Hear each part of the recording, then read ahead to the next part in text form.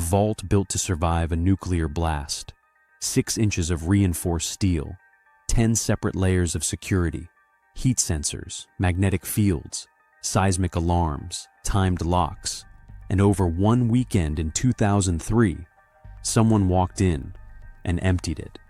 This is the story of the Antwerp Diamond Heist, a real event that seems like a movie. Welcome, this is the corporate narrator, bringing you the most gripping true stories out there. If you love deep dives, dark twists, and stories that stay with you long after they end, make sure you like and subscribe. Help us grow our channel, because every new subscriber fuels the next unforgettable story. And trust me, the next one starts now. Monday morning. On February 17th, 2003, employees arrived at the Diamond District in Antwerp, expecting a normal start to the week. The Antwerp Diamond Center was the epicenter of the global diamond trade. Billions of dollars in stones pass through this building every year. Deep inside, 2 floors underground, sat the vault. By 8 a.m., someone unlocked it and immediately knew something was wrong. Inside were 189 safety deposit boxes. 109 of them had been opened. Their contents, loose diamonds, gold, cash, priceless stones, gone. There were no burn marks, no shattered locks, no sign of forced entry. It looked as if someone had simply used the door. The vault wasn't just a steel room. It was a layered defense system designed to make robbery mathematically impossible. A 3-ton vault door, a combination lock with millions of permutations, a magnetic field alarm that triggered if the door's metal plates shifted even slightly, infrared heat sensors capable of detecting body temperature, Doppler radar motion detectors, seismic vibration sensors tuned to drilling or impact, light sensors, 24/7 surveillance cameras, armed security patrols. If any one of those systems detected tampering, the police would be notified instantly. Yet over the weekend, none of them activated. After clearing out 109 boxes, a process that took hours, the team left the building undetected. They carried away diamonds valued at over $100 million. And for a moment, it looked like they had achieved the perfect crime. But days later, in a forest outside Antwerp, a man walking his dog discovered garbage bags. Inside were sandwiches, gloves, and pieces of the building's surveillance materials. It was a tiny lapse in discipline, but it was enough. Very quickly, investigators focused on a man who seemed to belong in the building.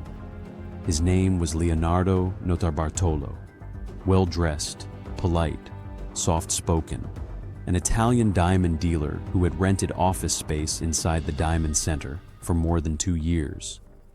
He paid rent on time. He attended meetings. He drank coffee with other merchants. He wasn't sneaking around. He was blending in. And during those 2 years, authorities later discovered he wasn't building a business. He was building a blueprint. Notarbartolo wasn't working alone. His team, later dubbed the School of Turin, specialized in high-precision theft. They didn't believe in rushing. They believed in understanding systems better than the people who built them.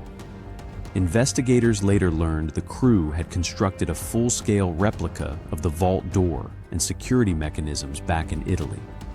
They practiced for months, every screw, every sensor, every timing delay. They learned when guards patrolled, when systems recalibrated, when access was least suspicious. By the time the heist weekend arrived, this wasn't improvisation. It was choreography. Now here's where it gets astonishing. Because they didn't overpower the vault.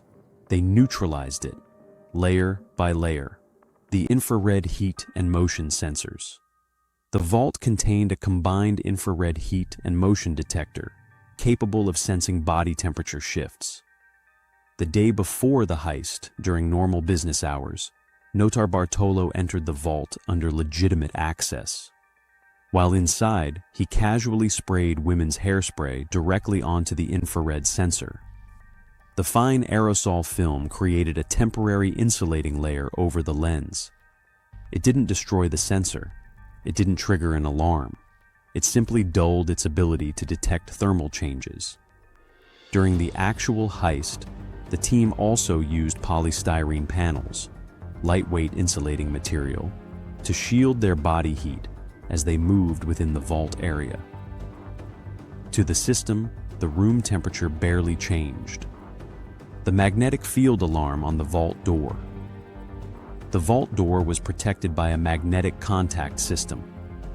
If the magnetic field between two metal plates separated, an alarm would immediately sound. But here's what the thieves realized.